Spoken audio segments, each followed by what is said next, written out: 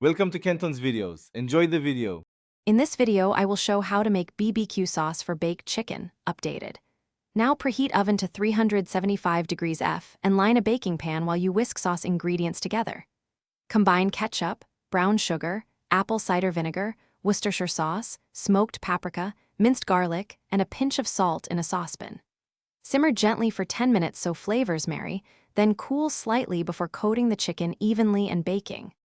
For a crowd-pleasing sauce, taste and tweak frequently while simmering.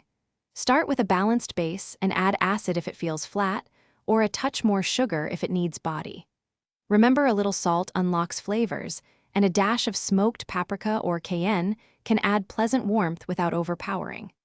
Keep the sauce slightly thinner than you think so it glazes the chicken and caramelizes beautifully in the oven. If you are finding this video helpful, please subscribe and like so I can keep sharing tasty recipes. Quick recommendation: the Owala water bottle is perfect for staying hydrated while you baste and taste. It keeps drinks cold and fits cup holders, which means fewer kitchen interruptions.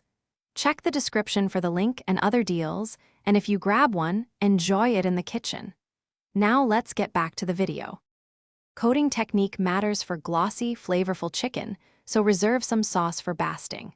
Start baking unglazed to render fat, then brush sauce on during the last 15 minutes to create a sticky, caramelized finish. Use a meat thermometer to reach 165 degrees F internal temperature and avoid overcooking. After removing from the oven, let the chicken rest for about 5 minutes so juices settle and the glaze sets up for serving. Thanks for watching. Consider subscribing if we helped you.